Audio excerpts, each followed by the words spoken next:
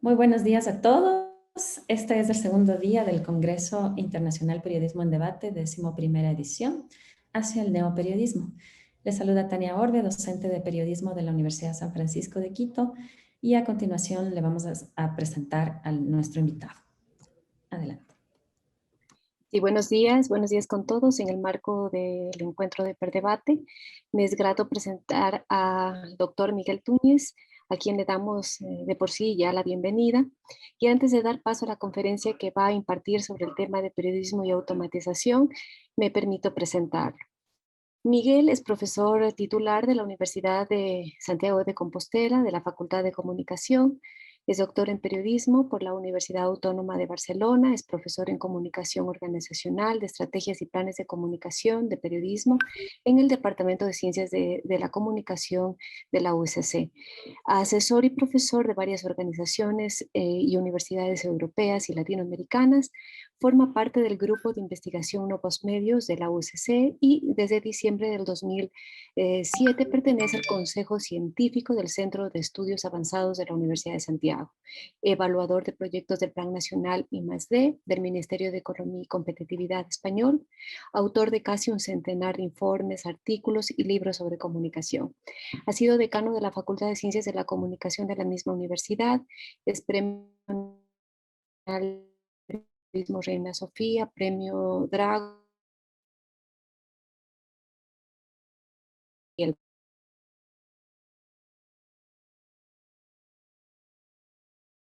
el mismo año, en el 2019, el doctor José Miguel Túñez fue reconocido como profesor honorífico de nuestra universidad, de la UTPL.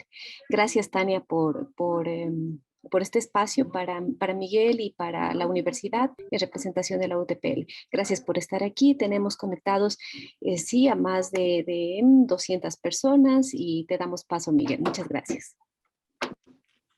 Pues muchas gracias a ustedes, muchas gracias Cruzcaya por tus cariñosas palabras, muchas gracias también Tania, muchas gracias a la Universidad San Francisco de Quito y a todas las personas que están conectadas.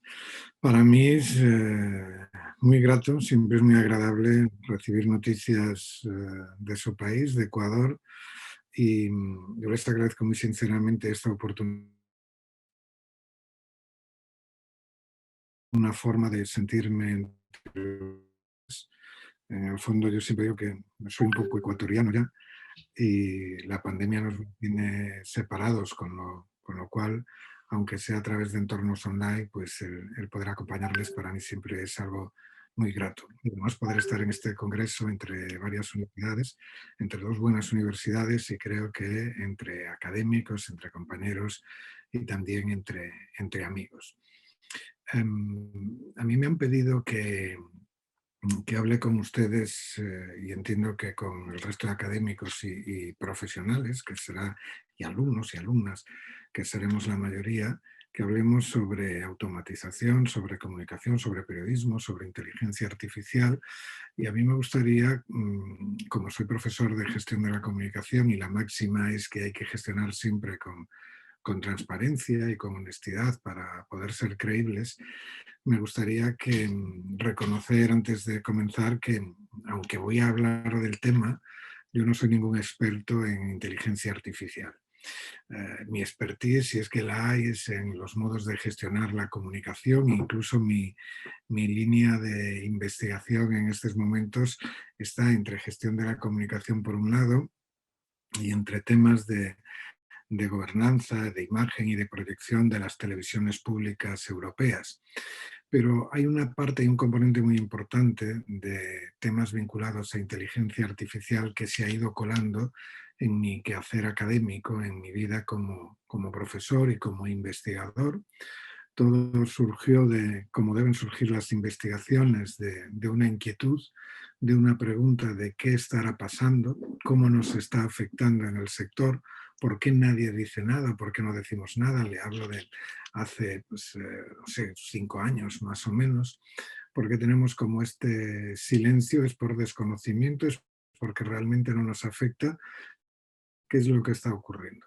Pues un grupo de de compañeros de la Universidad de Santiago de Compostela, pero también de otras universidades de España y de alguna latinoamericana, decidimos crear un equipo, pero un equipo informal, y ponernos a trabajar, ponernos a investigar, ver qué es lo que podía aportar cada uno. Y de ahí salió, aunque no tenga un sustento operativo como tal, salió un grupo de investigación numeroso que ha ido creciendo, al que se han ido incorporando nuevos académicos, nuevas personas que también investigan, al que ya hay vinculado alguna tesis doctoral que está en camino, al que hay vinculado, al que está vinculado también varios trabajos de investigación de tesis de fin de carrera o tesis fin de grado que ya están realizados, y al que hemos incorporado, incluso con el que hemos conseguido una producción científica pues nada desdeñable, porque en este momento yo creo que tenemos como una veintena de artículos en revistas de alto potencial de indexación, ¿no? En revistas que están en JCR o en Scopus, y todo de lo que era pues como una inquietud inicial de qué estará pasando. Por eso yo quería reconocerles que no soy un experto en inteligencia artificial, soy más bien un investigador, un curioso sobre cómo la inteligencia artificial nos está afectando en el periodismo y nos está afectando en general en la comunicación, ¿no? Siempre que la idea con la que partíamos y que sostenemos desde entonces es que todavía hoy, aunque las cosas han ido cambiando un poco de los resultados de los primeros estudios, pero todavía hoy nos parece que cuando se hace un análisis de la relación entre el periodismo y la inteligencia artificial, realmente en muchos casos tenemos como una interpretación restrictiva sobre la propia inteligencia artificial, que se corresponde como lo que los expertos, los auténticos expertos en inteligencia artificial denominan inteligencia artificial débil o inteligencia artificial estrecha, porque realmente pensamos que se elaboran, que se plantea o que se aborda la elaboración de noticias como la actividad de una máquina que únicamente ejecuta acciones para las que ha sido programada. Y realmente la inteligencia artificial no solo ha interrumpido en la prensa escrita con noticias o con automatizaciones textuales, sino que se ha extendido ya a todas las fases del newsmaking. Es un proceso silente, es un proceso silencioso que se da a través de una relación que cada vez se está orientando más de un modo más amplio, a abarcar todo el proceso productivo y cada vez más áreas en lo que sería realmente toda la cadena de trabajo en la producción de comunicación, y que, como decía, se ha ido de un modo imperceptible colando en la forma en la que tenemos de hacer y en la forma en la que tenemos de comunicar.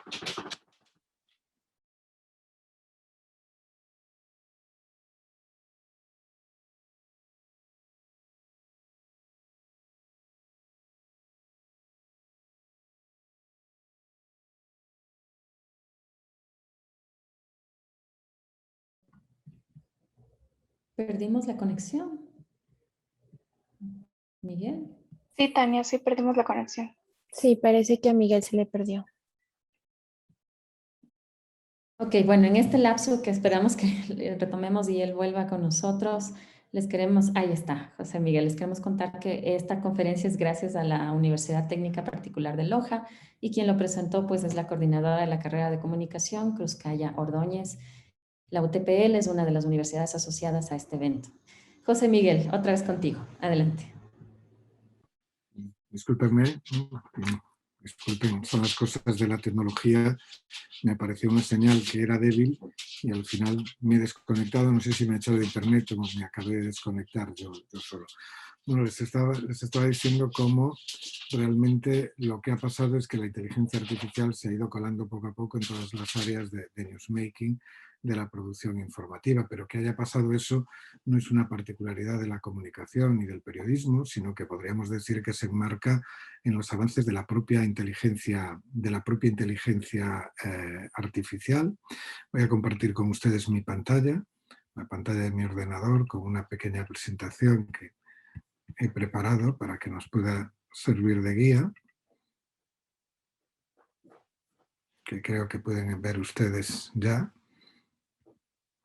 Les decía que realmente partimos de esa idea de la inteligencia débil, de máquinas que saben cómo hacer las cosas, y deberíamos de pensar de otro modo. Seguramente deberíamos pensar de máquinas que piensan cómo se hacen las cosas, que es lo que se está aplicando no solo al periodismo ya, sino en general.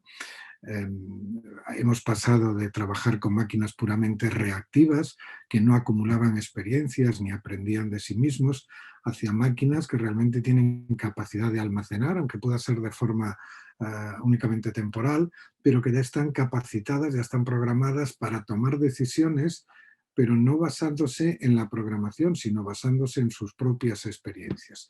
Y el paso siguiente seguramente será, o hacia donde se tiende, es a que estas máquinas aprendan de sí mismas, con potencial para proyectarse en acciones futuras, incluso que se lleguen a programar bots o algoritmos que puedan comprender emociones ajenas y también que puedan manifestar emociones propias.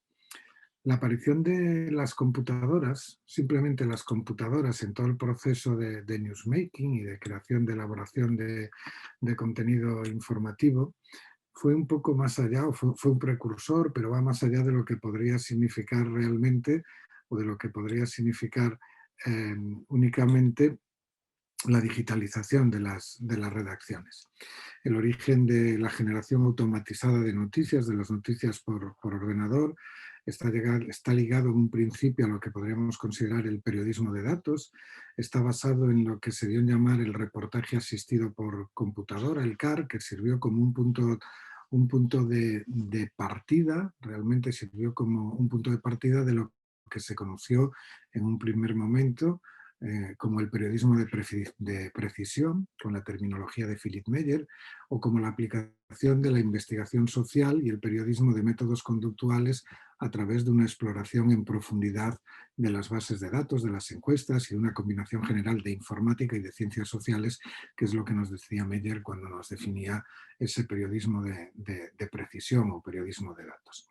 Y el periodismo ha ido evolucionando gradualmente hacia el periodismo computacional primero, y después hacia el periodismo digitalizado, que abre las puertas realmente a los tiempos y a los espacios periodísticos, a un periodismo que nosotros, fundamentalmente desde el Grupo de Santiago, hemos dado en denominar como periodismo artificial, primeramente emergente, que comprende textos informativos creados a través de algoritmos que lo que hacen es imitar las rutinas de producción de los periodistas.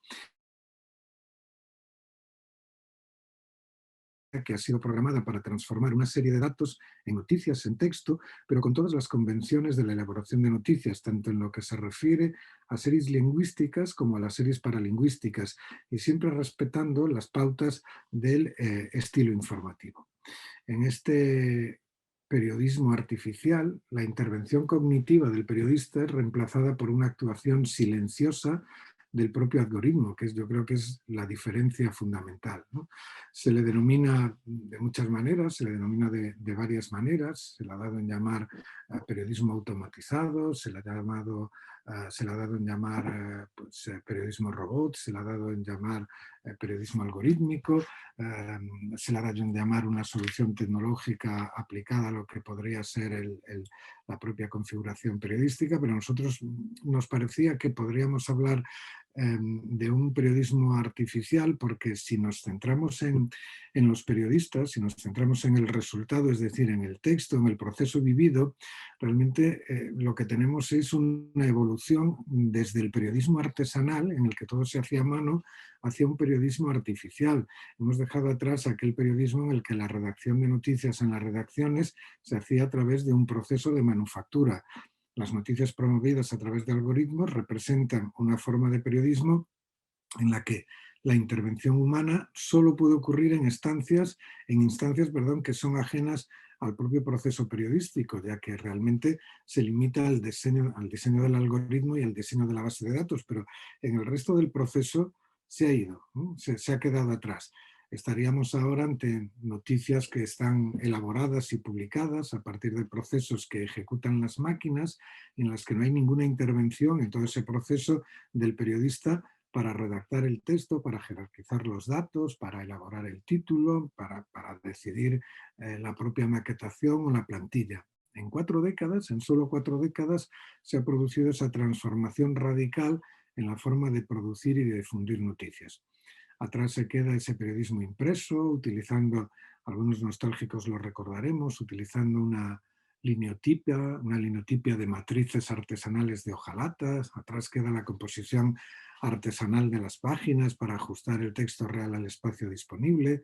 Ahora hemos pasado a un periodismo de difusión automatizada y ya orientada a dispositivos móviles o con pantallas adaptativas, pero en el pasado teníamos maquetas dibujadas a mano en un papel patrón, página a página, con ayuda del tipómetro para calcular las medidas tipográficas y establecer el número de caracteres necesarios para llenar cada espacio en función del tamaño de la caja y del cuerpo que hubiésemos elegido, ¿no? Pero ahora trabajamos en plantillas ilimitadas en términos de espacio, donde conviven lenguajes textuales, elementos audiovisuales y visuales, y reemplazamos la bidireccionalidad a través del correo postal o las llamadas telefónicas desde terminales fijos por una interacción en tiempo real con vídeo, con voz, con textos, desde todo tipo de dispositivos y de plataformas. Y ha sido un cambio que va mucho más allá, como intentaré explicarles en esta mañana, de lo que significa únicamente pasar del artesanato a lo artificial, de una producción que era completamente manual a lo que es una producción en la que prácticamente la intervención humana desaparece, porque el periodismo artificial no trabaja directamente sobre una realidad que está definida por los hechos, que es la base del periodismo, sino que trabaja sobre una realidad que está codificada principalmente con datos, que es sobre la que trabajan los bots, sobre la que trabajan los algoritmos y despierta interés, al menos para nosotros como investigadores, en 4 aspectos. Por una parte, en la capacidad de la inteligencia artificial para reemplazar la parte cognitiva de las prácticas periodísticas y para codificarla algorítmicamente, en el proceso de elaboración de la base de datos, en las reglas para construir los algoritmos, en la implicación de los robots como tales y además en la implicación o en toda la utilización perversa de este proceso para poder generar pues, fake news en vez de estar generando realmente lo que debería de, en todo caso, ser el resultado natural o el resultado esperado de generar news, ¿no? de generar noticias. Es cierto que la comunicación se ha transformado, que ha dejado de ser un proceso lineal de uno a muchos, que ahora mismo es una relación sistémica de todos con todos, que hay un discurso global que se va modificando a medida que se difunde la información y que se va alterando, que están organizados en redes de consumo y en redes de distribución. Y es verdad también que los públicos tienen o tenemos más autonomía, pero nuestras actuaciones dejan un rastro que a gran escala permite dibujar patrones de actuación que orientan de modo silente ese comportamiento y, por tanto, aunque no sea de un modo consciente como usuarios, lo limitamos o al menos lo condicionamos, ¿no?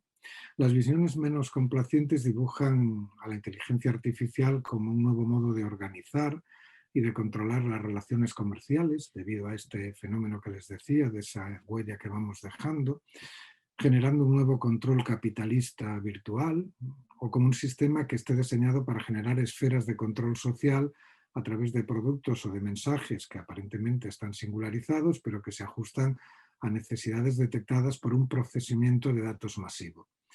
Y ese interés de control social se desplaza a las pautas para crear y organizar las bases de datos y a los sesgos que se incorporen en la creación de esas bases de datos. Y esto es un elemento importante porque cuando hablamos del periodismo natural, el periodismo que todavía es dominante, cuando hablamos de periodismo artificial es como algo incipiente todavía, pero cuando hablamos de ese modelo de periodismo estamos hablando de que el interés por el control está, en todo caso, las presiones y las injerencias sobre el periodismo vienen determinadas porque el interés por controlar es por controlar el resultado final, por controlar el texto, por controlar lo que hace el periodista.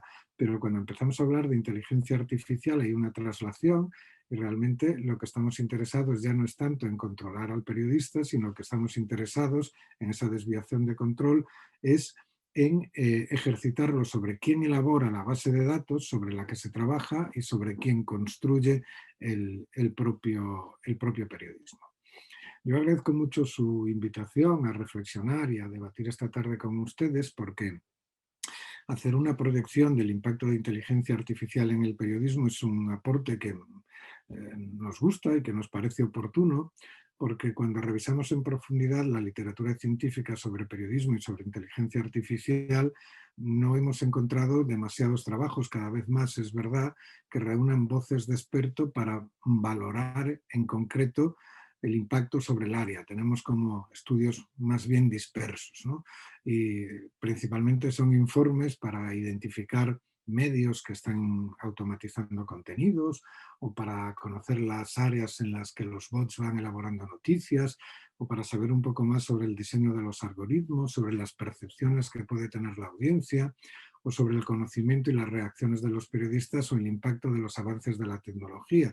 Pero seguramente necesitamos una mayor profundización. Y lo que tienen en común casi todos los trabajos sobre inteligencia artificial es que incluso obvian cualquier referencia anterior a Turing. Y el camino recorrido cuando hablamos de inteligencia artificial y pensamos en ciencias, y nos puede parecer que está alejado de las ciencias sociales o más alejado todavía de las humanidades, en cuanto exploramos un poco nos vemos qué equivocados estaríamos. Y podemos estar hablando de manifestaciones de tecnología, pero que están basadas en las humanidades, porque ese camino recorrido se remonta a las contribuciones de Aristóteles, se remonta a las contribuciones de Cexibio de Alejandría, que construyó la primera máquina autocontrolada y que una máquina que funcionaba siguiendo instrucciones incorporadas con antelación, por lo que incluso podríamos considerarlo casi como uno de los primeros o el primer precursor de los algoritmos de la historia, ¿no? Y si Aristóteles podemos pensar, por decirlo de esta manera, permítanlo, que inventó la lógica primitiva, pues realmente la algoritmia podemos pensar que Cexibio de Alejandría, unos años después, pues fue también uno de sus precursores. Los tratados de inteligencia artificial nos señalan a Boole y a De Morgan como transformadores de esa clásica lógica aristotélica en una lógica de primer orden. Boole desarrolló la lógica boeliana, de ahí viene su nombre, sobre la que se asienta la computación actual y en consecuencia la electrónica digital, y De Morgan ideó cómo simplificar a través de procedimientos matemáticos problemas lógicos que solo admitían una dicotomía de estado entre verdadero y falso, ¿no?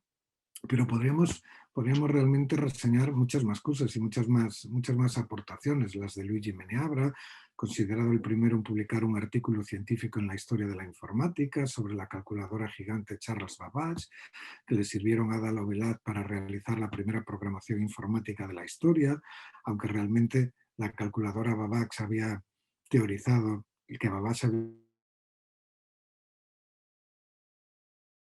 autor también de lo que podríamos considerar como el primer videojuego de la historia, el ajedrecista, y si nos vamos remontando vemos como realmente la inteligencia artificial no es algo que irrumpa ahora mismo. Ahora mismo es cuando nos damos cuenta de cómo se está metiendo en nuestras vidas, en nuestros trabajos y en nuestros hogares. Pero vemos como en la antigüedad podríamos hablar de máquinas que ya realizaban tareas programadas, pero se alzaban voces que adelantaban ya entonces que en un futuro en el que estamos comenzando hoy, se podrían ejecutar incluso tareas para las que las máquinas necesitarían pensar. Estábamos haciendo como una precursión de lo que sería esa inteligencia artificial, ¿no? Y cuando hablamos de volver atrás, fíjense, por ejemplo, si nos vamos al siglo VI, al año 556-636, es la época en la que vivía Isidoro de Sevilla, y a él pues lo consideramos como, o está considerado como el pionero en la compilación que sentó los principios de las bases de datos. Hoy que nos deslumbra todo lo que es las bases de datos y el Big Data y demás, y estamos hablando de cómo hace más de 1500 años estaban hablando de la compilación y de los principios para esa compilación, que hoy podríamos pensar como precursores del Big Data. O si pensamos en el aporte de un matemático persa, que cuando le diga su nombre, seguramente lo pronuncio mal, y lo pronuncio derivado para que se haga más fácil la idea de asociación, pero se llamaba Al-Khwarizm. Y Al-Khwarizm se toma como un punto de partida del álgebra, y Al-Khwarizm, nosotros estamos hablando no solo de álgebra, sino de algoritmos, o de Ramon Llull, el patrono de la ingeniería informática, el creador del Ars Magna, que es lo que están ustedes viendo, una de las que están viendo en pantalla, ¿no?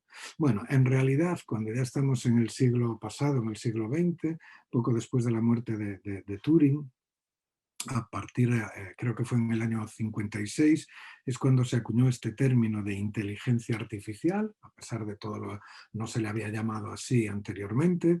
Se hizo una conferencia en la llamada conferencia de Dartmouth, que es un encuentro que programó un informático, John McCarthy, para reunir durante 2 meses a 10 mentes prodigiosas que realmente se trataba de que estuviesen encerrados para pensar sobre una conjetura, sobre la conjetura del aspecto del aprendizaje o si cualquier característica de la inteligencia podría ser descrita con tanta precisión que pudiese llegar a replicarla una máquina. Y de esa reunión es donde surge no solo la primera definición de inteligencia artificial, sino que podemos decir que surgen los dos modelos que después han venido rivalizando entre sí y han determinado un poco la evolución de la inteligencia artificial, ¿no? La concepción del bottom-up o del modelo conexionista, que defiende que realmente la inteligencia artificial debe trabajar en generar un hardware que imite la biología cerebral, creando algo así como la neurona artificial y la red neuronal, y los partidarios del top-down, que aboga porque realmente se creen sistemas artificiales que sean capaces de trabajar mediante sistemas simbólicos para manipular símbolos del mismo modo en el que lo haría el cerebro. En comunicación, yo no quisiera detenerme mucho en referenciarles todos los trabajos que se han hecho después de esta precedencia de Turing, de la cumbre de Dartmouth y de la propia configuración del algoritmo, pero sí que llamaría la atención sobre algunas consideraciones o algunos trabajos que nos permitan ver cómo realmente, hablemos de periodismo artificial, hablemos de periodismo algorítmico, hablemos de la modalidad que nosotros consideremos o le denominemos como le denominemos, sí que hay ya una trayectoria en el área que nos permitiría crear realmente un estado de la cuestión y de la preocupación, ¿no? Yo de estudios recientes de los últimos años, pues les citaría, si ustedes están interesados o alguien quiere sumarse a nuestro equipo después o seguir con el tema, pues referenciaría las aportaciones de Sofer sobre los cambios en la personalización algorítmica en las teorías del flujo de comunicación, o las de Graham, Booth y Butcher, que se preguntaban si al hablar del nivel de conocimiento de los algoritmos estaríamos hablando ya de que habría una nueva brecha digital, o Diakopoulos, que tiene varios trabajos, pero hay uno de 2019 en el que explica cómo el aprendizaje automático y la minería de datos han transformado realmente el periodismo de investigación, o Jan Fan, que incide en comparar noticias escritas por humanos y por máquinas, y cuáles son los niveles de percepción, de objetividad y de credibilidad que tienen ambos textos en los lectores, porque resulta que incluso hay estudios que evidencian que son más comprensibles y resultan más creíbles noticias que han escrito las máquinas que aquellas que han escrito los humanos, o los trabajos de Wu, de Tandock y de Salmon, que recurren a las teorías de Bourdieu para analizar cómo aplicar realmente la automatización tecnológica diseñada por empresas ajenas al ámbito informativo y cómo esto podría transformar drásticamente el periodismo, es decir, cómo la transformación puede que no venga desde dentro de la profesión, sino desde miradas externas, o Dierix, que resalta este aspecto y la necesidad de que incorporemos periodistas o se incorporen periodistas si queremos mantener realmente esa esencia del periodismo en todo el proceso, pero que se incorporen también a toda la dinámica y a todo el procedimiento para crear algoritmos, ¿no? Ford y Hutchinson investigan el uso de chatbots en compañías públicas, o en la Agencia Eslovena de Prensa lo hace Tománik, o Johnson Jones, como la BBC, los bots de la BBC orientados a ver los comportamientos de la audiencia están sentando las bases para que tengamos noticias o formatos de noticias que cada vez sean más interactivos y con un tono más conversacional. Ya dejamos, les decía antes, ese modelo de comunicación lineal de uno para muchos y ahora es más sistémico de todos con todos, y como entidades como la BBC, parte de sus estudios de inteligencia artificial, pues los dedican a ver cómo se puede trabajar sobre esos formatos que realmente conviertan las noticias no únicamente en información, pero conviertan las noticias en lo que podría ser pues también algo de conversación, ¿no?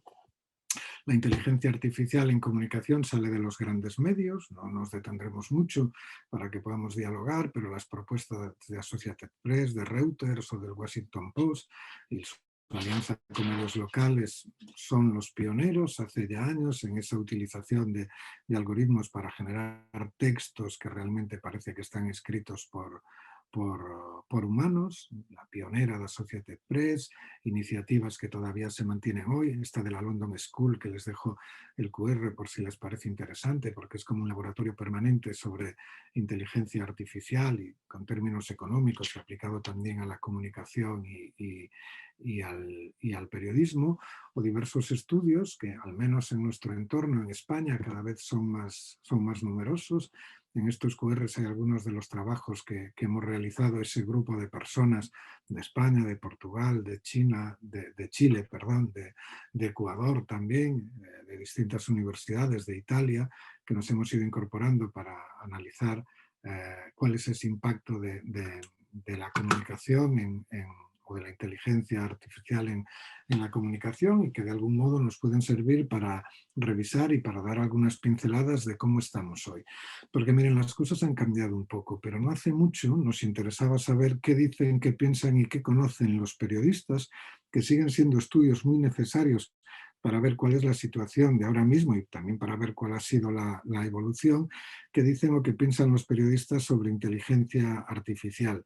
Y el primer trabajo, que es de hace 3 años, era del 2018, conseguimos 366 respuestas de periodistas de toda España, y a nosotros realmente lo que nos llamaba la atención es que aproximadamente que tuviesen conocimiento de que existían niveles de automatización en el proceso de elaboración de noticias, nos encontrábamos con porcentajes muy bajitas. Que en la redacción se pudiese trabajar con bots teníamos un 27,3%, pero que supiesen que su medio o su medio les hubiese contado si estaban utilizando la inteligencia artificial, se iba al 10% y se quedaba más o menos en ese porcentaje cuando le preguntábamos a alguien, bueno, si tú nos dices que eres consciente de que en las redacciones se están irrumpiendo los bots, ponnos algún ejemplo. Y cómo ahí ya la percepción bajaba.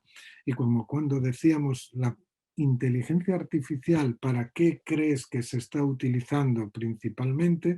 Vemos como en las respuestas teníamos que los grandes grupos en los que los grandes porcentajes en los que podríamos agrupar las respuestas de los periodistas era que la inteligencia artificial sería para tareas de distribución o de difusión, para trabajar con bases de datos, pero para la distribución del producto, para las formas de llegar a los públicos, para obtener documentación, pero fíjense que ya fuesen conscientes de que la inteligencia artificial se estaba aplicando en la automatización de la elaboración de los 9%. ¿Qué ocurre aquí? ¿Qué explicación encontrábamos? Pues ese proceso silente.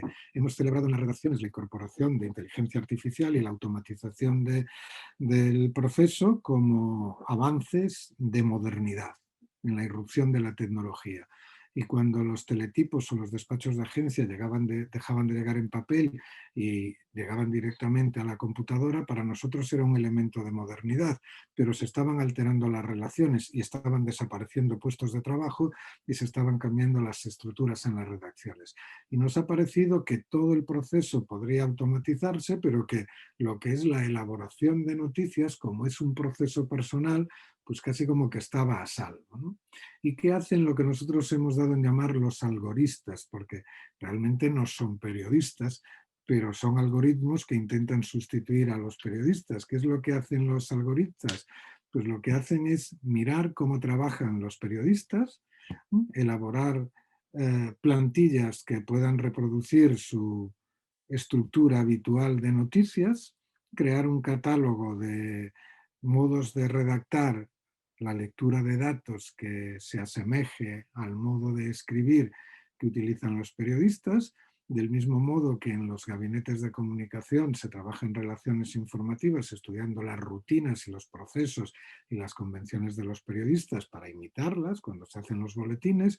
En el caso de los algoritmos, lo mismo, lo único que quien lo hace deja de ser una persona, sino que es una máquina. Y esto que ven ustedes aquí es un proceso a la inversa en el que hemos analizado noticias que estaban escritas por máquinas y nos hemos ido atrás para ver realmente cómo funcionaba el algoritmo, qué es lo que buscaba. y estábamos viendo su comportamiento patronímico.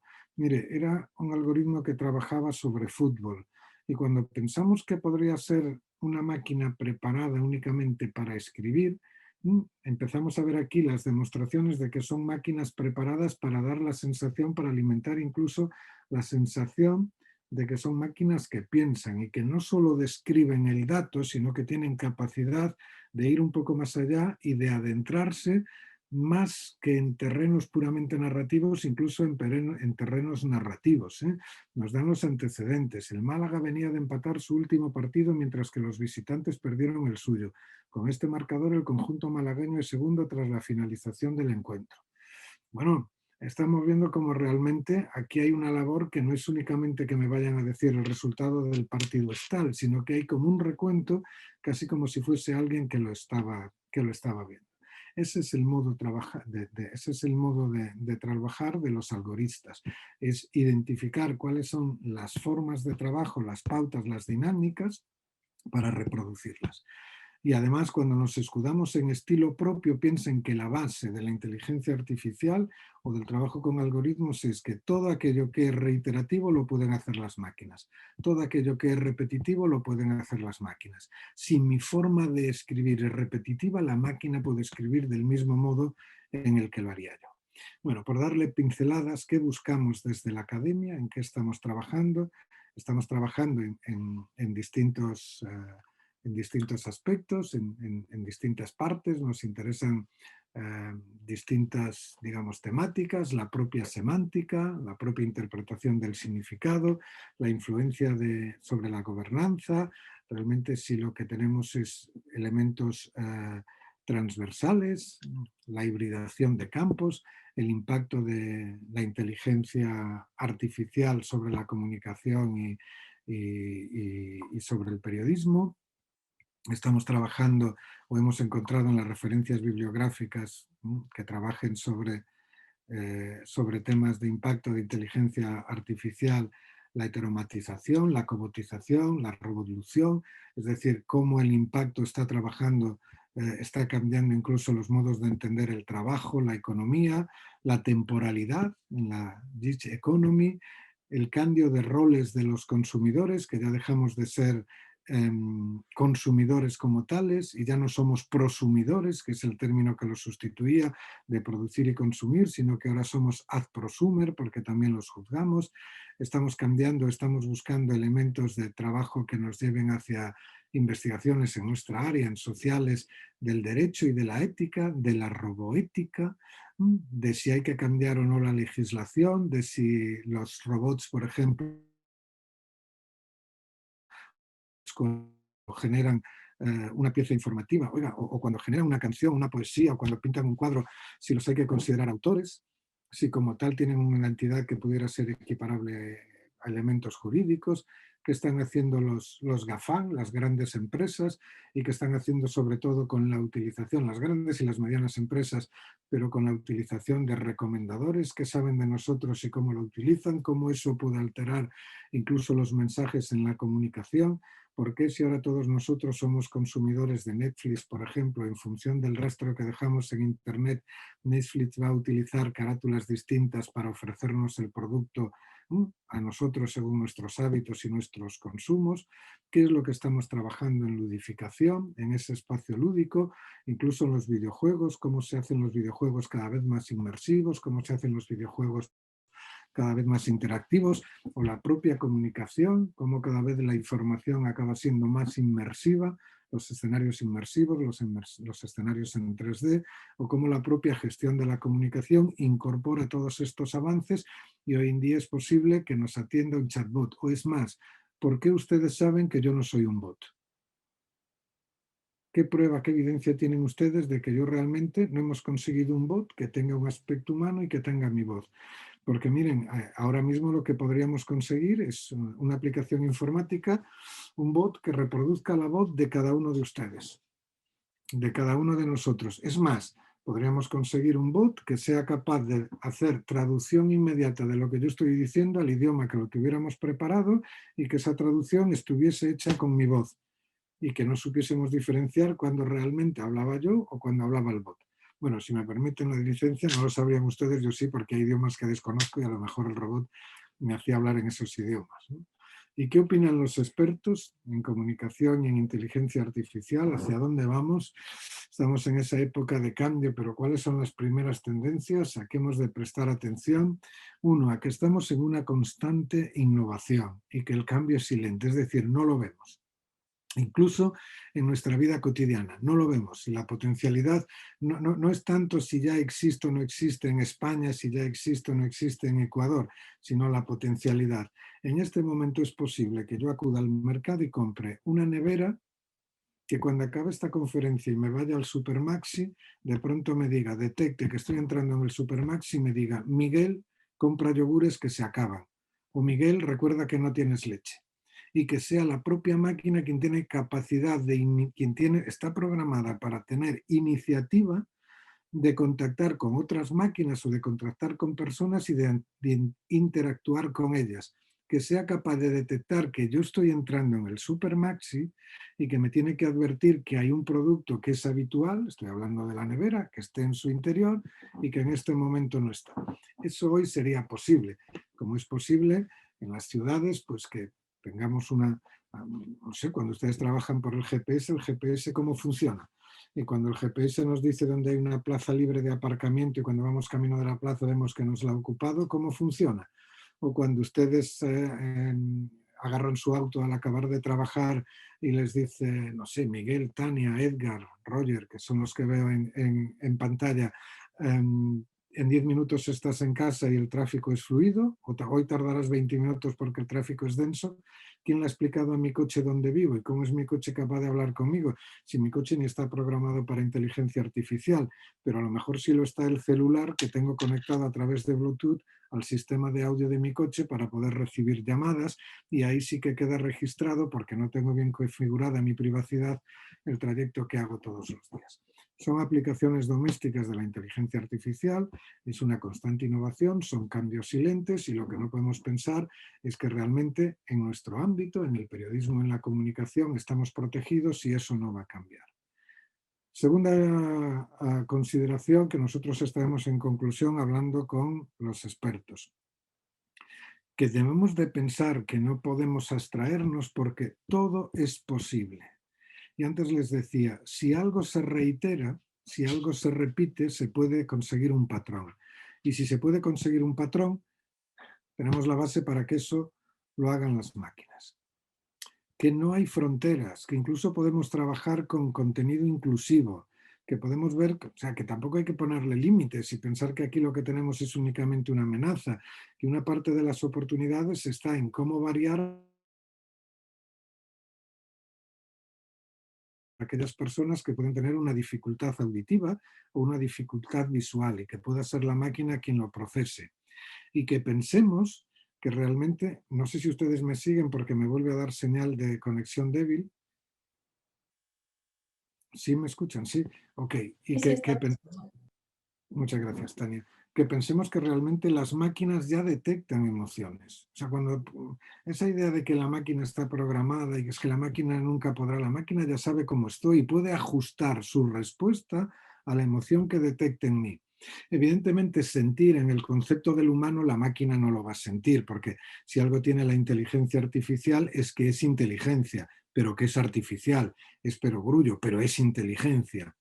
Es decir, estamos intentando repetir comportamientos cada vez más similares a los que se pueden dar en el cerebro, en una máquina. Seguirá siendo artificial, pero puede identificar e incluso repetir y reaccionar de acuerdo a las emociones que detecta en quien está interrelacionando con ellas. Tenemos el manejo de las relaciones por bots y los chats de bot. Y en los chats de bot, yo no sé si ustedes han visto algunas conversaciones, pero es realmente esto de que los bots funcionan con una voz que está metalizada y que la vamos a diferenciar, no es verdad. En un encuentro de no hace mucho tiempo, bueno, hace al menos justo antes de la pandemia, que parece que ha sido un paréntesis en la vida en la que no ha pasado el tiempo, y hace 2 años, pero en un encuentro de poco antes de la pandemia sobre inteligencia artificial, con auténticos expertos de inteligencia artificial, nos hacían una demostración de voces humanas y de voces generadas por computadora para mantener una conversación. y el 95%, reconozco que yo incluido, de los asistentes nos equivocamos y dijimos que la voz generada artificialmente era la voz humana. Y lo dijimos porque nos parecía que era la voz que tenía más matices de impercepción. No se busca la percepción, se busca la imitación. Y lo que nos estaban dando eran voces que realmente tenían todos los componentes que podría tener, hasta las equivocaciones o los dejes. No eran las voces limpias, perfectas, sino las voces humanas que podemos tener cada uno de nosotros. ¿Cuál es la orientación que se está dando a la inteligencia artificial? Pues el discurso es que la inteligencia artificial no sustituya a los periodistas, sino que realmente se utilice para elaborar borradores que sean la base del relato. Que a partir de esos borradores, de esa interacción de datos, pues lo pueda hacer el periodista a la continuidad. Miren, yo no creo que, no sé si hay muchos empresarios aquí del mundo periodístico, pero supongo que sí hay académicos, estudiantes, periodistas, la mayoría de nosotros, decía al principio, y no sé si ustedes han encontrado que las empresas periodísticas sean distintas del resto de empresas y que tengan alma, que tengan sentimientos y que si pueden conseguir los productos manufacturados gratis, los compren. Y si los productos que consiguen gratis son de calidad, que los compren. Y en las empresas no suele pasar así. ¿Qué ocurre con los bots? Los bots ocurre que trabajan los 365 días del año y que no toman vacaciones, no tienen descanso, no tienen hijos que se pongan malitos y uno se vaya a demorar. No se van los fines de semana, no se van a dormir, no tienen que parar para comer. Y lo que en un principio nos dicen que son borradores para ayudar a la tarea periodística, en la evolución de los bots cada vez estamos comprobando con mayor frecuencia que realmente lo que son es ejecutores de las tareas periodísticas, porque el bot no solo elabora el texto, sino que el bot puede acceder a la lectura de imágenes, puede acceder a la catalogación de contenidos y me puede hacer un producto inmediato. Puedo hacer un producto multimedia y lo puedo hacer en varios idiomas. Que cuando hablamos de periodismo, y aunque yo les hable reiteradamente porque es lo que tenemos más fácil para traer a pantalla o a veces para estudiar de lo que podría ser la elaboración de noticias o de noticias escritas, que los bots ya redactan, editan, locutan y rotulan. Y que lo hacen todos. Y que yo a un bot le puedo decir ahora mismo, porque esa posibilidad existe, que me cree un vídeo de 32 segundos que me faltan para cerrar el informativo, con los goles de Messi sin la camiseta azulgrana, marcados en los últimos 5 años y en partidos internacionales. Y que me puede dar el producto locutado y le puedo decir en qué idioma. Y házmelo además, como tenemos dos versiones, en español, o le puedo decir que me lo haga en español con acento argentino, con acento ecuatoriano, con acento de España, con lo que nosotros queramos y que además me lo haga en otro idioma. Y automáticamente, si está bien etiquetadas las imágenes, si está bien construida, como le decía antes, esa base de datos, el bot me lo puede dar y me puede hacer ese relato que puede ser muy... Consigue identificar lo que queremos, cuáles son nuestros gustos, aunque no se lo digamos, para presentarnos las carátulas. Quiero decir que hay un procedimiento que pueden utilizar otros medios. Cuando hablamos de que la BBC quiere crear noticias o que tiene interés en que se creen noticias dialógicas, está basado realmente en estudiar los comportamientos de la audiencia, pero todos los medios empiezan a trabajar con los recomendadores de noticias, ¿no? Para que realmente hagamos más clic, buscamos el byte, buscamos el clic, ¿no? Lo que estamos es ajustando a las necesidades o a las prioridades de la audiencia lo que nosotros le proponemos. Y podemos incluso pensar en un cambio del modelo de negocio del periodismo y hacer periodismo bajo demanda, y casi bajo demanda inconsciente, pero perdón, no lo van a hacer ustedes, no lo voy a hacer yo, lo van a hacer las máquinas, que cuando lleguen los consumidores y sepan cuáles son sus preferencias, automáticamente la máquina genera el producto y lo genere ajustado a las preferencias de la audiencia. Y eso sí que cambia. Y en esos recomendadores está otra posibilidad de sesgo y de control, ¿no? En la no difusión y de control de lo que podría ser el control ideológico, que ya no es el control sobre el periodista o sobre la noticia, sino sobre el procedimiento y sobre los criterios de sesgo. Y además, si todo se puede hacer y todo se puede imitar, los expertos, consejo que nos dan o que les dan a los que trabajen en audiovisual, es en cosas que a veces no pensamos. No sé si algunos de ustedes que trabajen en audiovisual tienen registrada su voz como tal y como bien inimitable, y que pensemos en que de algún modo legalmente yo registre mi voz, porque si no el bot me puede hacer que diga cualquier cosa que locute cualquier noticia, que trabaje para cualquier medio porque puede imitar mi voz, y mi voz no soy yo, pero una representación radial, mi voz es lo que acaba identificándose conmigo, ¿no? Pero en la profesión tampoco habíamos pensado en esas particularidades, que son cambios cuando nos acercamos al mundo del derecho, que sí que habría que estudiar. Por lo tanto, la inteligencia artificial, yo les decía, no soy experto, a mí me gusta, a mí me interesa el tema, trabajamos de modo poliédrico, nos acercamos, pero hay que acercarse con curiosidad a cuál es el impacto en los distintos ámbitos, fundamentalmente en las ciencias sociales y en las humanidades, y cómo eso repercute o puede repercutir sobre la propia comunicación. Y en este momento la principal preocupación es sobre el control final de lo contenido, del contenido y de lo que se narra, que deja de estar en el producto en sí, sino en todo el proceso de creación y de ajuste de las bases informáticas para generar esos productos y para generar las bases con las que se está trabajando. ¿Y cómo podemos combatirlo? Me dirán ustedes, ¿y qué hacemos? ¿Nos quedamos de brazos cruzados? Pues no.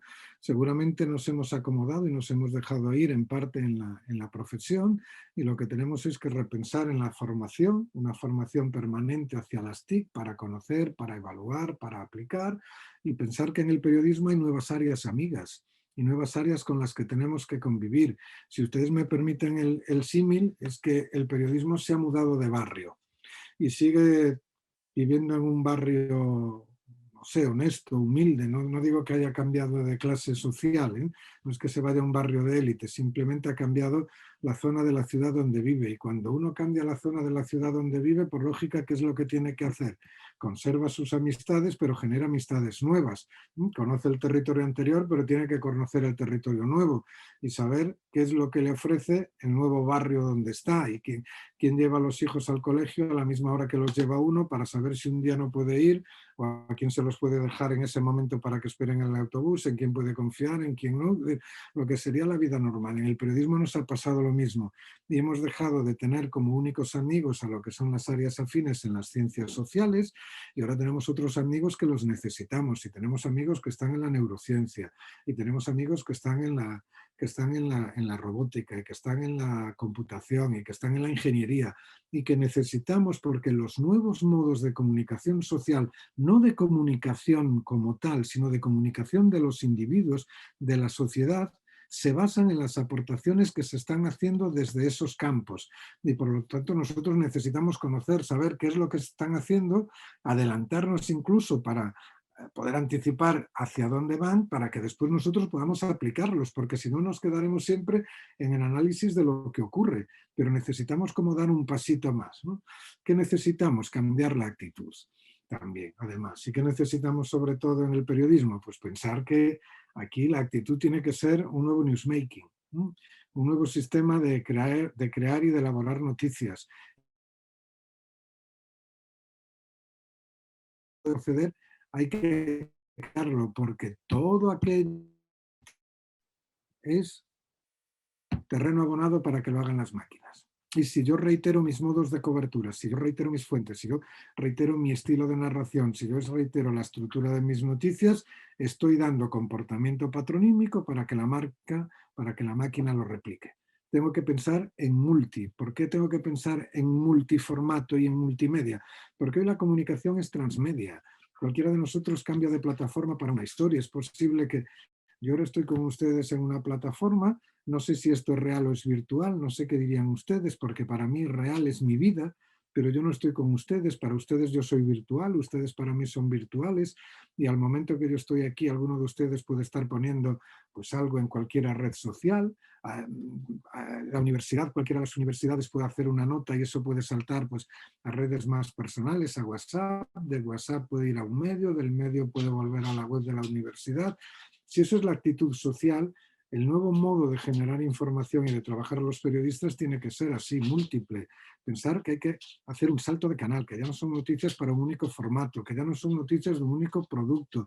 E incluso pensar en contenidos, el concepto de contenido líquido, en el mismo sentido con el que se trabajaba de la sociedad líquida, pero que desde una manera bien pensante, quiero decir, un contenido que sea fácilmente adaptable, como lo es el agua, que se puede adaptar fácilmente a cualquier recipiente en el que vayamos a introducirlo para que nuestros contidos, si van a saltar, pues realmente puedan ir por ahí.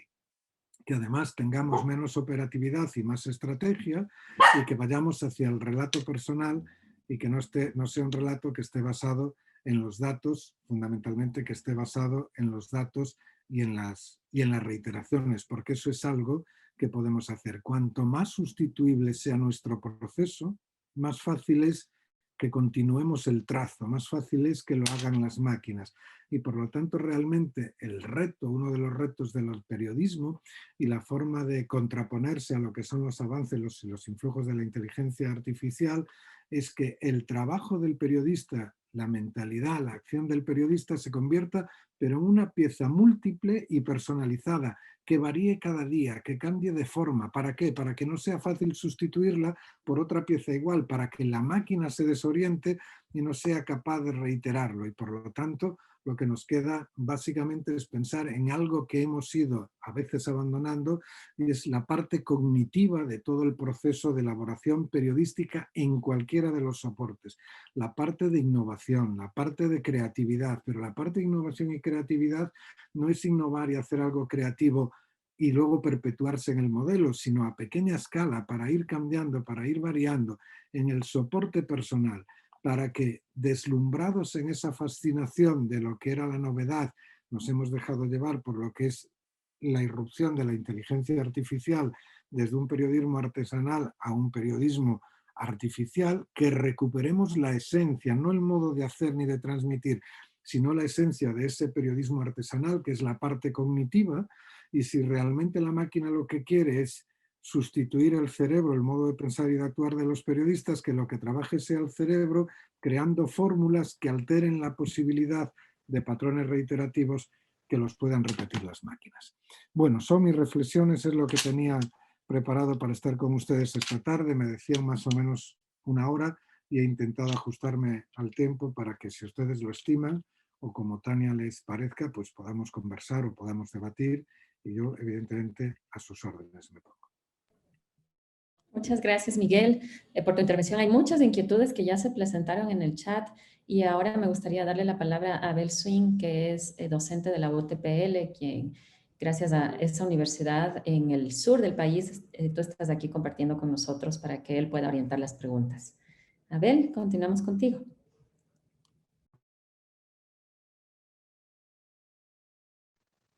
Y gracias, me tardé un poco en activar el audio. Un gusto saludarles a todos en el evento. También un saludo afectuoso a Miguel y a todo el equipo de instituciones que estamos trabajando, que estamos colaborando en PERDebate. Estimado Miguel, voy a transmitirte algunas preguntas de nuestros participantes.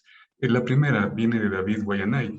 Dice, ¿cuál es el nivel más avanzado al que ha llegado la automatización en el periodismo? ¿Tienes algún ejemplo que nos puedas ilustrar al respecto? Es una irrupción silente. Decir que hay agencias de noticias en las que no trabaja ningún periodista.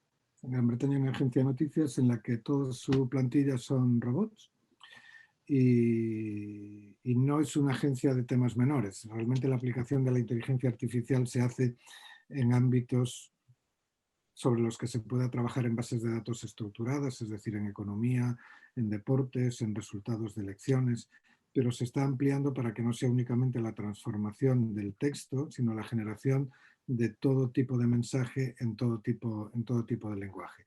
Y no es únicamente, se está aplicando para la elaboración del texto. Hay, por ejemplo, un sistema de escrutinio de seguimiento permanente de las redes sociales generalistas, por ejemplo de Facebook, para identificar acontecimientos que sean susceptibles de cobertura periodística.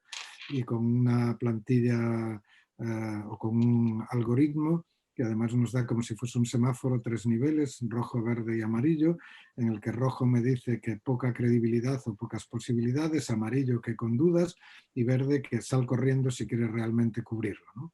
Y se ajusta a las particularidades del medio. Por ejemplo, en redes sociales que aparezca que hay un accidente de autobús en Cuenca y que el medio le diga a los medios de Cuenca que en Ecuador se lo ponga en rojo y le diga es verídico, pero nivel de cobertura 0, porque detecta que no es en Cuenca, Ecuador, sino en Cuenca, España. bueno, elementos que pueden facilitar para hacer la cobertura. Y luego todos los elementos, seguramente los más notables podrían ser la alteración de los coeficientes o de los referentes de realidad, el deepfake, la posibilidad de hacernos decir lo que no decimos, pero con nuestra cara y con nuestra voz, y cómo todo lo que estamos hablando de generar noticias se podría ir hacia los falsos. Ejemplos de realidad aumentada, de escenarios para hacer aportes informativos que están simulados, pero yo no me preocuparía tanto por saber, hay ejemplos que nos pueden llamar la atención y de hacia dónde vamos y que nos podrían parecer hace un tiempo impensables, pues un bot que retransmita partidos de fútbol conjuntamente con un humano en Corea y que retransmita las jugadas y que le ponga sentimiento al modo de narrar las jugadas y que puedas no diferenciar las voces porque las voces dejan de ser sintéticas, ¿no?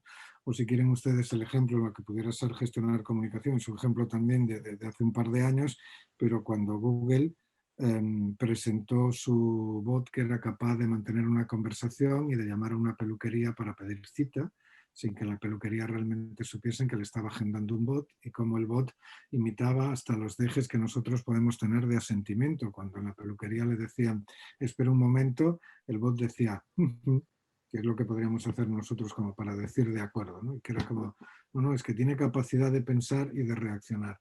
No me preocuparía tanto porque hasta qué nivel todos los niveles son posibles, si no lo son, lo van a ser. Todos los niveles son posibles, sino que insistiría en esa capacidad de que todo aquello que se reitere de una forma permanente es susceptible de ser analizado y de ser repetido por las máquinas. Miren, a lo mejor para ilustrar, que nos sirva para ilustrar la potencialidad. Imagínense que cada uno de ustedes hablan en una lengua diferente, en una de sus maravillosas lenguas ecuatorianas, digo maravillosas por la sonoridad, porque luego yo no consigo percibir nada, y que ahora mismo estén asistiendo a esta conferencia. Se podría crear un sistema, una aplicación, un algoritmo que al acabar esta conferencia a cada uno de ustedes, si previamente me habían manifestado cuál era el tema o la parte que más le interesaba, les llegase a su celular el fragmento, en cuanto acabemos, en cuanto desconectemos, les llegase a su celular el fragmento de esta intervención con mi imagen, con mi voz y hablando en la lengua que ustedes hablan. Y eso es potencialmente posible. Con lo cual lo que nos tiene que preocupar no es tanto lo que se está haciendo, sino lo que se puede hacer y hacia dónde va y cómo ponemos límites y cómo creamos nuevas deontologías y qué hacemos con los medios que utilizan bots para elaborar noticias pero no lo reconocen, porque si ustedes entran en Associated Press van a ver que lo pone siempre al final y al principio final nos dice que esta noticia ha sido generada automáticamente o que esto lo ha hecho por lo mismo que alguien firma, pero como aquí se puede incluso pervertir el sentido de que no lo ha hecho nadie, pero se podría alimentar como unas iniciales de firma. Yo creo que eso es realmente lo que tendría que preocuparnos como informadores, ¿eh? Y estar muy atentos y sobre todo preocuparnos de no caer en la reiteración de estándares. Gracias, Miguel. La inteligencia del mejor modo posible, claro, la inteligencia artificial. Y te robo un momento para atender otras inquietudes que tenemos. Han llegado algunas y sobre el tema que has planteado. Has dejado bastantes preguntas para los jóvenes que están participando. Te transmito dos más. Una tiene que ver con el uso o la aplicación para la distinción de noticias falsas, es decir, el empleo o el uso frecuente de las aplicaciones de los algoritmos para distinguir noticias falsas. Y otra pregunta que aprovecho también para enviar es respecto a cómo avanzar en este tema del registro, de la distinción de las voces de las personas, para que haya, digamos, una identificación y un respeto al uso indebido de las voces de los ciudadanos.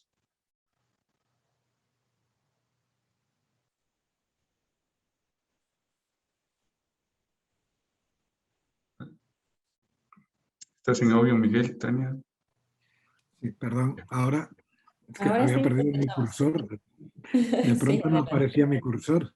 Como estoy un poco acatarrado, lo he cerrado para no molestarles y para no ser descortés y estaba como tosiendo, pero luego no encontraba mi cursor para poder reactivarlo.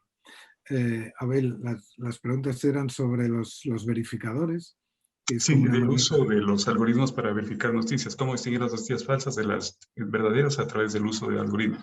Y la siguiente Sí, era cómo avanzar un poco en el tema del registro de las voces de los ciudadanos. es una guerra, bueno, es una preocupación también de los propios expertos en inteligencia artificial, porque entre ellos mismos, digamos que como en el dicho popular, no se hace la ley, se hace la trampa, se crea para generar noticias y al mismo tiempo para generar las falsas noticias y cómo hacer para poder verificar esas malas noticias, es decir, para contrarrestar. Pero si la noticia está bien suplantada, se están generando nuevas aplicaciones que se basen en detectar los fallos que no son perceptibles al ojo humano, ¿no? En el deepfake, los cambios de contorno, los cambios de labios, los desajustes para poder hacerlo, pero por una cosa serían los verificadores, que es algo que se crea, que va en aumento, las plataformas, las empresas de verificación, la necesidad de verificación. Es un tirón de orejas terrible al periodismo, porque realmente el periodismo ha perdido el elemento de referencia de autenticidad y parte de las verificaciones a veces hay que hacerlas sobre temas que salen en los medios, pero los propios programadores en inteligencia artificial programan a veces lo que sería para detectar esas noticias falsas, ¿no? Y la segunda pregunta, Abel, que era algo de la inquietud de los jóvenes, pero se me ha despistado. Sí, respecto al registro, al uso de las voces de las personas, es decir, cómo proteger el uso indebido de la voz de cada ciudadano, de cada persona que tiene un tinte diferente, un matiz distinto. Va a ser una lucha colectiva y de la profesión y ver el modo que existe de registrar y verlas, incluso trabajo también en el ámbito jurídico, hasta qué punto la suplantación de personalidad, ¿no? El robo que alguien de tu identidad, que se puede hacer cuando hay una suplantación de la voz, no con un fin que pudiéramos considerar que es un fin que se pudiera entender, que pueda ser un fin de parodia, de imitación, sino realmente cuando lo que se quiere hacer es una simulación. Es una advertencia que ellos no hacen, no está resuelto. Si entráis en los textos sobre derecho vais a ver que hay una dicotomía tremenda, incluso cómo se puede regular, legislar, si se les puede aplicar la legislación y las normas que ya tenemos. Habría que pensar en un nuevo derecho que estuviese ajustado a esa nueva situación, si realmente lo que tenemos que hablar es de nuevos comportamientos deontológicos, si lo que se están dando son nuevas situaciones, si aquí lo que hay que sacar es una normoética, una roboética o qué es lo que estamos haciendo, hacia dónde vamos. Yo no tengo respuesta porque no existe una oficina de patentes de la voz como tal, pero en algún momento tendríamos que ver cómo registro y cómo dejo el registro de que esta es mi voz y supongo que lo que sí se podría registrar es el espectro de voz, no la voz como sonido, sino lo que son los espectros para que nadie la imite, ¿no? Pero en el mismo sistema de protección y de usos perversos que podríamos tener hoy en día. Me imagino que la gente que trabaja, los grandes dobladores y las grandes voces, lo tienen solucionado a nivel doméstico de los medios habituales y de lo que es la práctica de la profesión. En lo que tenemos que recapacitar, pensar y ver eso cómo se puede solucionar. Gracias, Miguel. Aprovecho los minutos que tenemos para transmitirte algunas otras inquietudes. Una viene de Julia. Nos comenta que la parte artificial, digamos, de estas innovaciones, no van a reemplazar nunca los sentimientos, las características, las emociones de las personas. Es decir, lo ven como una situación infranqueable, es decir, no podrás reemplazar aquello. En este tránsito hacia estas automatizaciones, ¿cuál sería esa complementación más adecuada? Entendiendo que no hay cómo reproducir los sentimientos, las características de las personas, pero cómo llegar a un acople, digamos, positivo de que las personas y los periodistas podamos apoyarnos en las inteligencias artificiales. Bien, Julia, yo no soy un integrado de la inteligencia artificial ni un defensor. Más bien creo que quiero tener una visión realista y lo que me he convencido es que es inevitable la irrupción y que además como es silente, cuando nos damos cuenta es que ya está. Pero lo que no van a poder, lo que va a ser muy difícil es que un ordenador te haga sentir, ¿no? Eso es más complicado. O que el ordenador, realmente el concepto de sentir en el ordenador, porque es una máquina. Pero lo que ya hoy es una realidad es que el ordenador reconozca tu estado de ánimo, el sentimiento con el que tú te comportas, puede identificar cosas que a ti te ocurren, sentimientos básicos, si estás triste, si estás contento, si estás enojado, si estás pensativo, si estás preocupado, que eso lo pueda detectar y que pueda ajustar su respuesta, incluso el tono de su respuesta, el ritmo de su respuesta, es decir, que él pueda empezar a imitar cómo está sintiendo. La primera etapa en inteligencia artificial, insisto que yo no soy un experto, pero la primera etapa de inteligencia artificial era esa parte de programar las máquinas.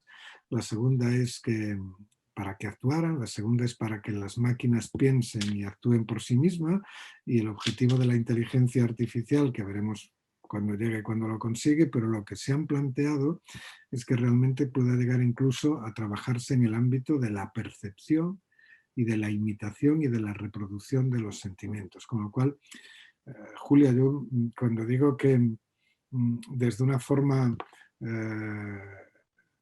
que yo no sea un entusiasta defensor de la inteligencia artificial, sino que lo quiero hacer más bien desde un modo realista, pensemos que hace unos años, hace una década, nos podía parecer imposible que una máquina escribiese las noticias, o diríamos que sería imposible que una máquina editase y montase y locutase las noticias y transmitiese, o que sería imposible que una máquina llamase a alguien por teléfono y pudiese hablar con alguien por teléfono la máquina, que yo le diga a la máquina, pues lo mismo que puedo hablar con Siri y puedo mantener una conversación hasta cierto punto lógica, pero que yo le pudiera decir a Siri, Siri, por favor, llama a este restaurante, resérvame mesa para el sábado a las 9 para 8 comensales. Y que a partir de ahí Siri no envía un mensaje, sino que marca el teléfono y dice, hola, buenas noches, mire, no, le llamo, soy Miguel Túñez, y le llamo para que, por favor, saber si tiene usted una mesa.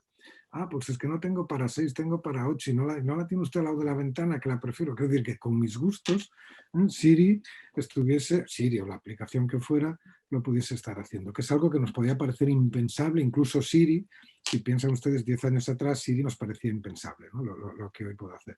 Por lo tanto, yo tengo mis cautelas y creo que van hacia ahí, no sé lo que tardarán, pero que hacia ahí van. ¿Y cómo podemos hacer en periodismo y qué cautelas podemos tener en el periodismo y cómo va a irrumpir en el periodismo? De momento la irrupción es baja, ¿no? Encontramos casos que son llamativos, pero el nivel de introducción es baja. Seguramente hay medios en su país que ya están publicando, aunque no lo reconozcan, noticias que están generadas por ordenador. En nada las noticias publicadas por ordenador las pueden publicar los medios generadas por ordenador o las pueden publicar las administraciones, las puede estar publicando gobierno, y que sea un modo de garantizar cobertura inmediata y cobertura instantánea, y las puede estar territorializando, y todo esto se podría estar haciendo porque ya es posible. No digo que se está haciendo en su país, no me interpreten mal, se podría hacer. ¿Qué nos queda en el periodismo? Ver, pues bueno, es otro reto que tiene la profesión, nos han matado muchas veces. Yo no creo que la inteligencia artificial vaya a acabar con el periodismo, sí sustituirá a lo que es el periodismo más básico, lo que es el periodismo reiterativo, rutinario, de la redacción repetitiva y de lo que podría hacer realmente cualquiera de nosotros. Entonces, ¿qué es lo que tengo que pensar? Que realmente no solo necesito estar formado en periodismo, sino que tengo que tener una actitud de cambio constante, de innovación, de renovación, de propuestas, de diversificación, porque yo, sin competir con mi compañero, sí que tengo que diferenciar para que realmente no seamos piezas iguales que una se pueda sustituir por la otra. Les ponía al final una imagen de piezas que son todas piezas de puzzle, pero que cada una era distinta, y lo que tenemos es que, aun siendo la misma pieza, cómo voy cambiando para que realmente no encaje en un proceso que sea sustituible. Yo creo que parte del periodismo es por ahí, y por explorar nuevas posibilidades, por explorar nuevas funciones, por trabajos de dentro de 5 años que hoy no nos imaginamos ni que van a existir en el ámbito de la comunicación y en el ámbito del periodismo, porque las bases de datos, si tenemos incorporación de periodismo, la codificación de los datos, el trabajo de los algoritmos. Miren, Narrativo es una empresa en España que se dedica a crear algoritmos para generar noticias y es con la que en el equipo tenemos contacto para, bueno, ellos no tienen ningún problema en explicarnos cómo funcionan, en permitirnos estar con ellos. Es un equipo muy pequeñito de programadores, pero que tiene incorporados desde el principio 3 periodistas a su plantilla. Y los 3 Miguel, periodistas... te interrumpo para tratar de aprovechar otras preguntas más y también te pido que por favor trajemos de compartir la pantalla para verte en pantalla completa en la transmisión. Se nos está apareciendo un fondo negro ahora mismo. Gracias, Miguel. Antes de hacerte la pregunta, quiero expresar también las gracias a todas las personas que nos acompañan y voy a leer un comentario de Alfredo Velasco, que él comenta que la voz es un dato biométrico y ya es parte de la protección de los datos personales. Muchas gracias, Alfredo. Es una persona que conoce mucho este tema en el país y nos está acompañando. Y luego te transmito una inquietud de Jorge Manza.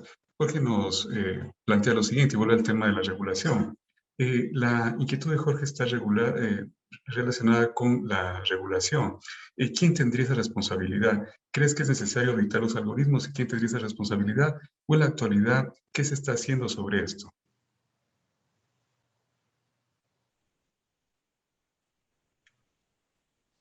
¿Fue el audio nuevamente? Hola, ahora. Ahora sí, ahora sí. Conozco más mi entorno, sé que en algunos países de su entorno también se está haciendo, pero realmente lo que se están elaborando son los planes gubernamentales para el desarrollo de la inteligencia artificial en todos los ámbitos. Y con ámbitos donde va a tener una irrupción mucho más señalada que en comunicación, por ejemplo, en el ámbito de la docencia, ¿no?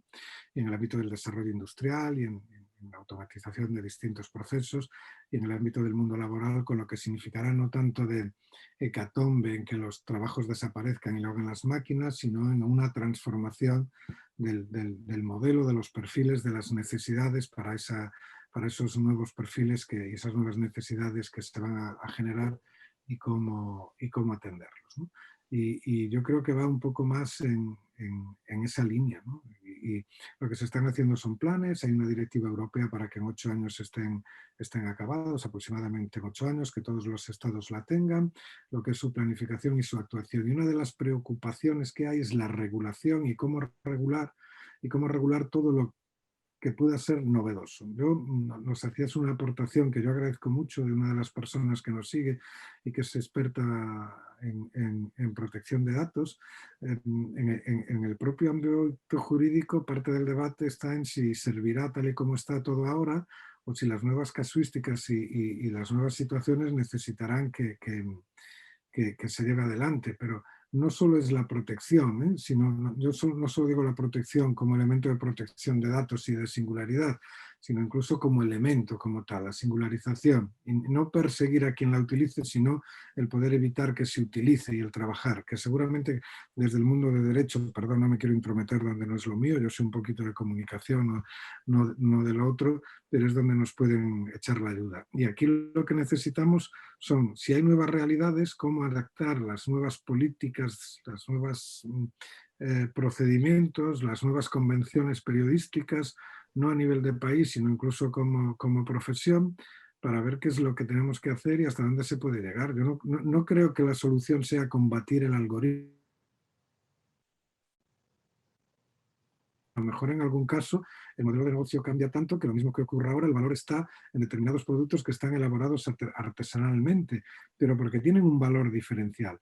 Si ustedes compran pan artesano es porque el pan artesano tiene un valor diferencial de calidad, de nutrición y de sabor. Porque si no podríamos no diferenciarlo, que sí se diferencia, pero si no nos vamos al otro pan.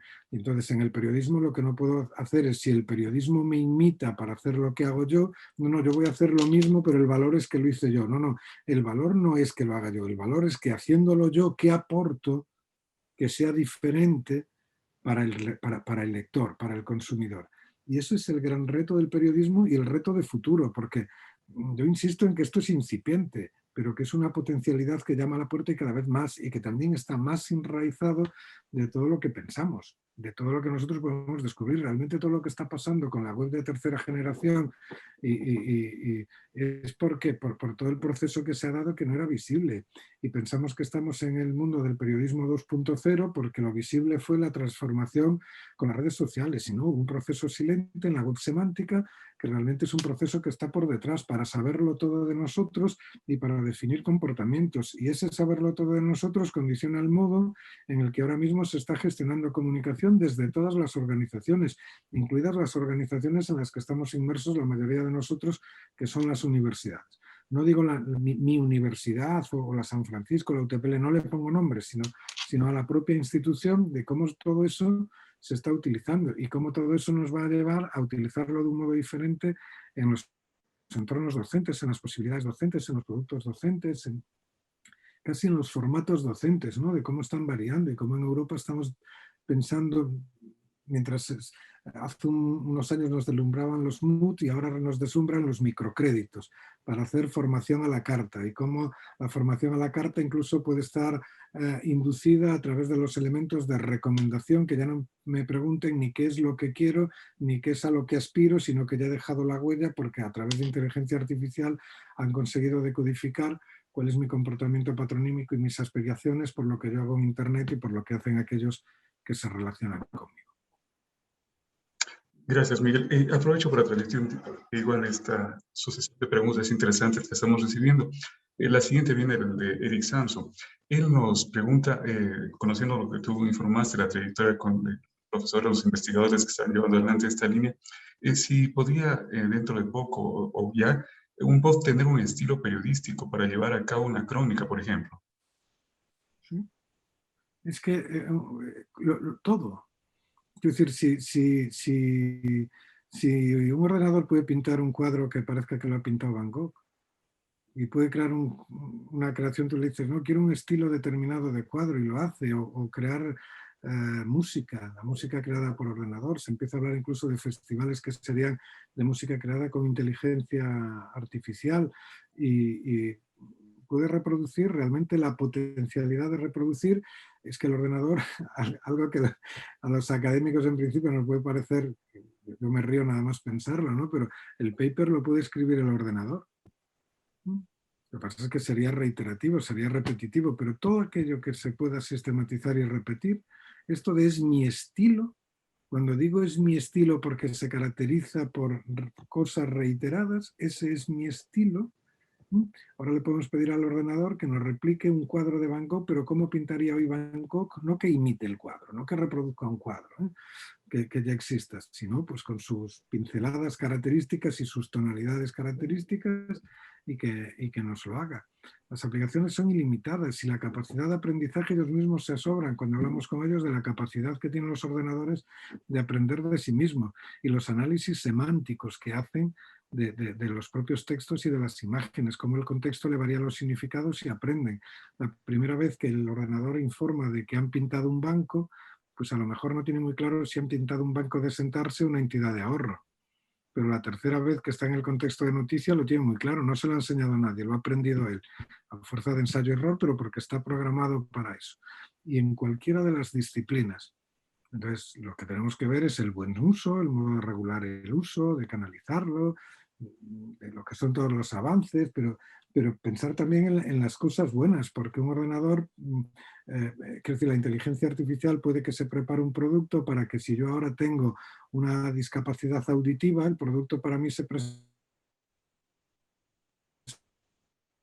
automáticamente, o si la tengo visual, que aparezca. Todo esto se puede pensar y de hecho se está trabajando también en inteligencia artificial para que sea así, pero en los entornos domésticos, que en función de mis usos y de lo que voy diciendo de mí, porque no tengo bien configurado mi ordenador, yo ahora pues, no sé, a mí hay un plato que me encanta, un producto que me encanta, cualquier producto de los que tienen ustedes ahí en Ecuador, no sé, un tigrillo creo que se llama, que lo he dicho mal, ¿no? Los tigrillos que saben que me apasionan, ¿no? Los que me conocen saben que es algo que me encanta. Pues esto puede ser que yo al salir de aquí, si estuviese en Quito, que ojalá, que lo que me robó la pandemia fue el poder estar en Ecuador, pero estoy deseando poder estar, me paseo por el área comercial de Quicentro, me paseo por su maravilloso casco histórico y en mi móvil llega un mensaje y dice: Miguel, bienvenido, tenemos tigrillo y te regalo la cerveza si me enseñas este anuncio. Eso es posible, porque yo he dejado pistas en mi comportamiento, en los comentarios de que me gusta, y si no tengo la geolocalización bien configurada, que identifiquen qué soy yo, qué es lo que me gusta y que alguien tenga configurada su baliza para que cuando detecte a esa gente que le gusta este producto le entre este anuncio, pero que lo que quiero es que entre en mi local.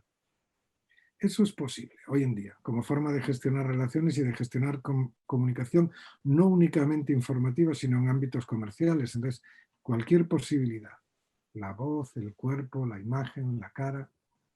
Aquí se acaba de hacer una campaña revitalizando la imagen de Lola Flores, como era una artista que a lo mejor ustedes conocen, pero imagínense una artista tradicional de su país que haya fallecido unos cuantos años, que sea muy conocida y de pronto ella revive y protagoniza la campaña. El único truco era la voz, que la voz era de su hija, pero yo creo que es por no pasar la tarea de reproducirla, pero lo demás, a través de un deepfake, si miran cómo funciona un deepfake, los falsos que se crean pueden ser auténticos. Y yo puedo crear mi propio deepfake para que diga cosas que yo no digo. Si yo creo mi deepfake y con mi voz, imagínate Abel o imagínate Cruzcaya, que estamos en la UTPL, o Tania en tu universidad, yo lo tengo creado en mi deepfake y mi voz, y tú estás hablando, leyendo el texto, pero estoy apareciendo yo con mi voz y con mi imagen. Porque realmente todo el proceso de transformación a través de inteligencia artificial es que reconozca tus movimientos para ponerlos en mi cara, tus movimientos labiales, todos tus movimientos faciales, pero ya está canalizado para que transmita mi voz y entonces todo lo que tú hablaras al micro realmente estaría saliendo a través de mi voz. Por eso ya te les decía qué garantía hay de que no esté pasando así, es que no lo tenemos. Potencialidades todas. Sí, y que quiero agradecerte infinitamente por esta participación. También quiero reconocer esta gratitud que tenemos las instituciones que estamos participando en el Congreso, la Universidad San Francisco de Quito, la Federación Nacional de Periodistas, la Universidad de Cuenca, la Universidad de la SUAY, la Universidad Estatal de Bolívar, la Universidad Nacional de Chimborazo, la Embajada y Consulado de los Estados Unidos de América en Ecuador, la Universidad Técnica de Cotopaxi, la Universidad Tecnológica Equinoccial, la Universidad Técnica de Machala, la Universidad Técnica del Norte y la UTPL. Muchísimas gracias por tu tiempo, por esas inquietudes que nos dejas y pues en nombre del colectivo que estamos presentes aquí, muchos más que decía en este momento contigo, pues te agradecemos mucho. Un abrazo desde Ecuador. Muchas gracias, yo le agradezco a ustedes, saben que formo parte de la comunidad UTPL, yo me considero uno más de ustedes en su universidad, también un poquito ecuatoriano, y a su disposición, tienen mi correo para lo que necesiten. Aquí a este lado me tienen y espero que muy pronto también hay. Así que gracias a todos ustedes por permitirme viajar, aunque sea de manera simbólica, y estar entre ustedes. Que tengan un buen día. Un Muchas buen día gracias. también, Miguel. Muchas gracias. Estamos confirmando que no eres un bot porque te gusta el tigrillo y ya todos también estamos con las ganas de comer. Nos vemos en la Quien tarde. pudiera en este momento. A la tarde nos vemos a las 5:30. Volvemos con Al Tompkins del Instituto Pointer y seguimos en contacto, Miguel. Buenas tardes a todos.